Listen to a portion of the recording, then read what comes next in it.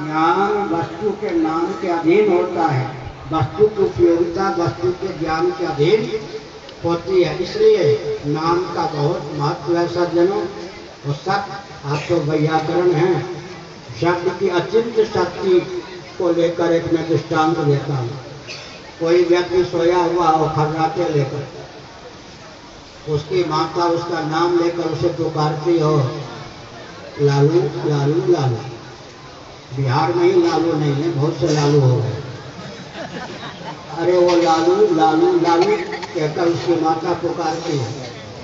अब प्रश्न उठता है, जब कोई व्यक्ति खर्राटे लेकर सोया होता है, उसका नाम लेकर उसे पुकारा जाता है, तो क्या वह अपना नाम सुनने के बाद जगता है या जगने के बाद नाम सुनता है? दो प्रश्न हैं। अथवा करके व्यक्ति पागल हो जाए, अपने मस्तिष्क से उत्तर दे पाना कठिन। जब कोई व्यक्ति खर्राटे लेकर सोया होता है, उसका नाम लेकर उसे पुकारा जाता है, तो अपना नाम सुनने के बाद जगता है या जगने के बाद नाम सुनता है? अगर कहें कि नाम सुनकर जगता है तो सोया हुआ सिद्ध नहीं होता। अगर कहें कि जगने के बाद नाम सुनता है तो नाम जगाने वाला सिद्ध नहीं होता। इससे क्या सिद्ध हुआ? नाम में सन्निहित अचिंत्य शक्ति की महिमा से सोया हुआ व्यक्ति जब उसका नाम लेकर पुकारा जाता है तो जग जाता है। तो जब लालू कालू इत्यादि लौकिक नाम में भी इतनी शक्ति सन्निहित है, तब फिर ऋग्वेदादि से सिद्ध रामकृष्ण आदि के नाम में कितनी शक्ति होगी। उपनिषदों ने कहा, राम मंत्रार्थ विज्ञानी जीवन मुक्तो न संशय। राम मंत्रार्थ विज्ञानी जीवन मुक्तो न संशय है। राम नाम के अर्थ को जानने वाला जीवन मुक्त हो जाता है। तुलसीदास जी ने तांत्रिक विधा उपनिषदों का आलंबन लेकर कहा, हेतु किसान भानु हिमकर। राम केवल एक राम नाम का संक्षिप्त अर्थ करके प्रवचन को विराम देता। पूरे विश्व का विज्ञान जैसे प्रणव के माध्यम से, एकाक्षर प्रणव के माध्यम से, ओंकार के माध्यम से हम जान सकते हैं, वैसे केवल राम नाम के माध्यम से समग्र विश्व का विज्ञान नेत्रों के सामने नृत्य कर सकता है।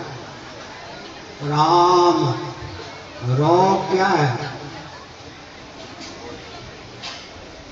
अग्नि बीज है। रो के आगे जो आग की मात्रा है सूर्य बीज है। अंत में जो मौ है चंद्र बीज है। हेतु किसान भानु हिमकर। बीज किसको कहते हैं?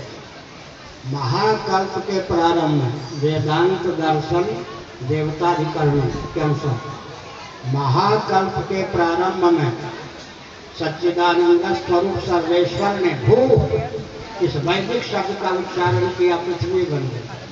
जैसे गेहूं इत्यादि के बीज होते हैं ना, तो रौ क्या है? राम में रो रकार क्या है? अग्नि का बीज है। जिससे अग्नि तत्व उत्पन्न होता है वो रौ अग्नि का बीज। जिससे सूर्य तत्व उत्पन्न होता है वो बीज में आ सूर्य का बीज है। जिससे चंद्रमा की उत्पत्ति होती है वो मौ है। राम इस नाम का जप या संकीर्तन करने के पहले क्या धारणा करनी चाहिए? अनंत कोटि ब्रह्मांड में जो अग्निमंडल है उसका मंथन करने पर जो सार निकला वो मेरे इष्ट देव राम नाम में रखा। अनंत कोटि ब्रह्मांड में जो सूर्य मंडल है उसका मंथन करने पर सूर्य सार सर्वस्व जो प्रकट हुआ वही राम इस नाम में आ है। अनंत कोटि ब्रह्मांड में जो चंद्र मंडल है उसका मंथन करने पर जो तत्व निकला वही राम इस नाम में मकार है। तो आधिदैविक धरातल पर थोड़ी देर के लिए अग्नि में सूर्य को मिला दीजिए, क्योंकि अग्नि और सूर्य में क्या अंतर है? सन्निकट सूर्य का नाम अग्नि हो जाता है छांदोग्योपनिषद, दूरस्थ अग्नि का नाम सूर्य हो जाता है। थोड़ी देर के लिए सूर्य का सन्निवेश कर दें, अंतर्भाव कर दें अग्नि में, तो रा का अर्थ हो गया अग्नि, मौ का अर्थ हो गया चंद्रमा, और श्रुतियां क्या कहती है? अग्नि सोमात्मकम विश्वम, अग्नि सोमात्मकम जगत। सूर्य का अंतर्भाव अग्नि में कर दे, अग्नि और चंद्रमा यही सृष्टि का मूल रूप है। आधिदैविक धरातल पर राम नाम क्या कहता है? अग्नि सोमात्मकम विश्वम, अग्नि सोमात्मकम जगत। दो शब्दों में ही राम नाम ने क्या कर दिया? रा और मो के माध्यम से समग्र सृष्टि का आधिदैविक स्वरूप प्रस्तुत कर दिया। अब आध्यात्मिक धरातल पर विचार करें तो अग्नि किसके देवता है? वाक के, वाक इंद्रिय के देवता अग्नि है। और चंद्रमा मन के देवता है। हो गया ना? वाक और मन, बस वाक और मन आध्यात्मिक धरातल पर, वाक और मन आध्यात्मिक धरातल पर विश्व का स्वरूप है। और वाक से किसकी निष्पत्ति होती है? शब्द या नाम की। और स्वप्नावस्था आदि में विद्धि माया मनोमयम, श्रीमद् भागवत के अनुसार मन से अर्थ की नामी की अभिव्यक्ति होती है, इसलिए नाम रूपात्मक जगत है। आदि भौतिक धरातल पर राम नाम क्या कहता है? नाम रूपात्मक जगत है। आध्यात्मिक धरातल पर वांगमय मनोमय जगत है। आधिदैविक धरातल पर अग्नि सोमात्मक जगत है। अगर हम आ रोके आगे आ उसको पृथक करके कहते हैं तो आधिदैविक धरातल पर अग्निमय सूर्यमय चंद्रमय जगत है। और आध्यात्मिक धरातल पर प्रश्नोपनिषद के अनुसार प्राण के देवता का नाम सूर्य है। तो क्या अर्थ हो गया? वांगमय प्राणमय मनोमय जगत है। और आदि भौतिक धरातल पर नाम रूप क्रियात्मक जगत है। प्राण से क्रिया की निष्पत्ति होती है।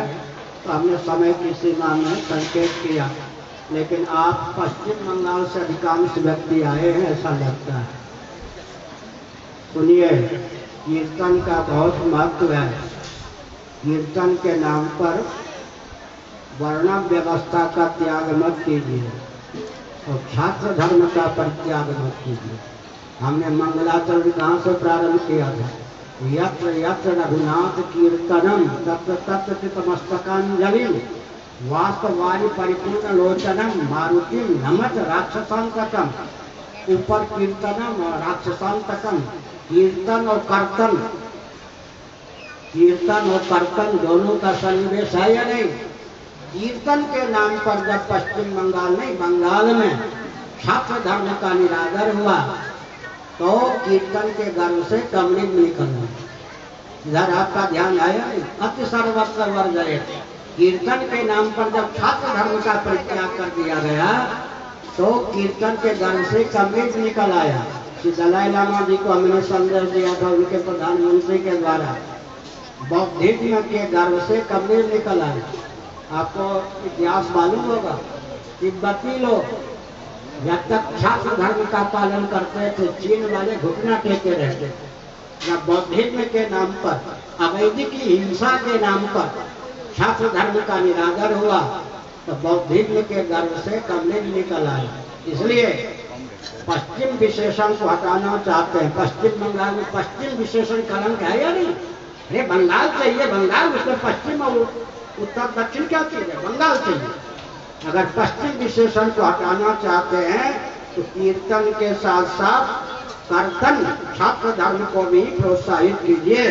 कीर्तन के नाम पर जानबूझकर वर्ण व्यवस्था को शिथिल करने का प्रयास नहीं कीजिए। अब जिन अमेरिका ब्रिटेन वालों के यहाँ हजारों वर्ष पहले से वर्ण संकरता छा गई, उनकी लाचारी है। लेकिन हम सनातन धर्मी हैं। हमारा यह दायित्व है कि कीर्तन के नाम पर कर्मकांड का परित्याग न करें, कीर्तन के नाम पर वर्ण धर्म का परित्याग न करें। शास्त्र धर्म निरपेक्ष जो कीर्तन होता है उसका पर्यवसान कमलिंग में होता है। अब आपके ऊपर कमलिंग का बोझ फिर न पड़े, इस भावना से आधार भाव।